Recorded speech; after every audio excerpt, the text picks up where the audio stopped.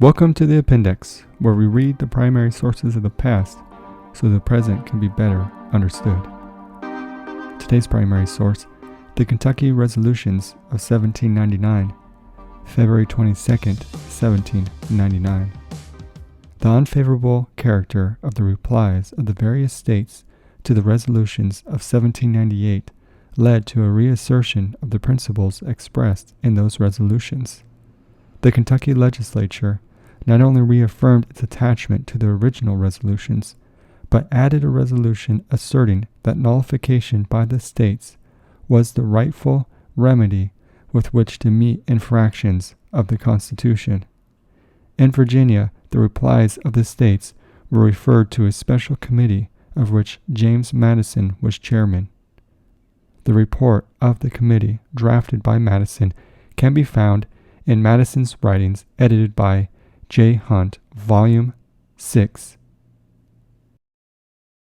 The representatives of the good people of this Commonwealth in General Assembly convened, having maturely considered the answers of sundry states in the Union to the resolutions passed the last session respecting certain unconstitutional laws of Congress, commonly called the Alien and Sedition laws, would be faithless indeed to themselves and to those they represent, were they silently to acquiesce in the principles and doctrines attempted to be maintained in all those answers, that of Virginia only excepted. To answer into the field of argument and attempt more fully or forcibly to expose the unconstitutionality of those obnoxious laws would, it is apprehended, be as unnecessary as unavailing. We cannot, however, but lament that in the discussion of those interesting subjects by sundry of the legislatures of our sister states, unfounded suggestions and uncandid insinuations, derogatory to the true character and principles of the Commonwealth, have been substituted in place of fair reasoning and sound arguments. Our opinions of these alarming measures of the general government, together with our reasons for those opinions, were detailed with decency and with temper, and submitted to the discussion and judgment of our fellow citizens throughout the Union. Whether the like decency and temper have been observed in the answers of most of those states who have denied or attempted to obviate the great truths contained in those resolutions, we have now only to submit to a candid world. Faithful to the true principles of the Federal Union, unconscious of any designs to disturb the harmony of that Union, and anxious only to escape the fangs of despotism, the good people of this Commonwealth are regardless of censure, of calumniation. Lest, however, the silence of this Commonwealth should be construed into an acquiescence in the doctrines and principles advanced and attempted to be maintained by the said answers, or at least those of our fellow citizens throughout the Union who so widely differ from us on those important subjects, should be deluded by the expectation that we shall be deterred from what we conceive our duty, or shrink from the principles contained in those resolutions. Therefore, resolved that this Commonwealth considers the Federal Union upon the terms and for the purposes specified in the late compact,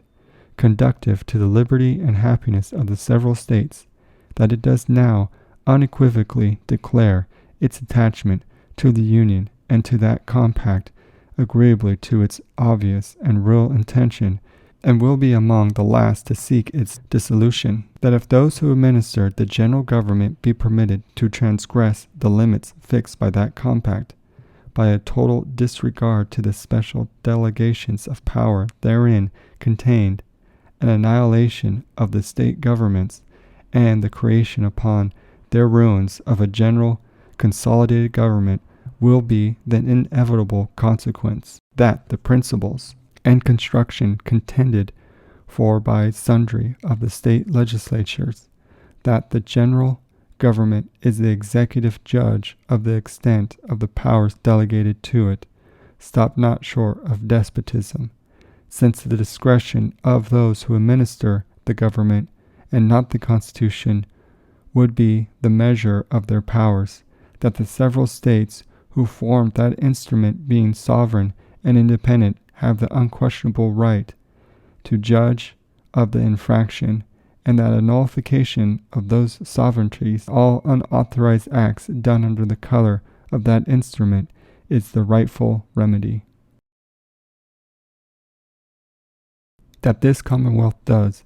under the most deliberate reconsideration, declare that the said alien and sedition laws are, in their opinion, palpable violations of the said Constitution, and however cheerfully it may be disposed to surrender its opinion to a majority of its sister states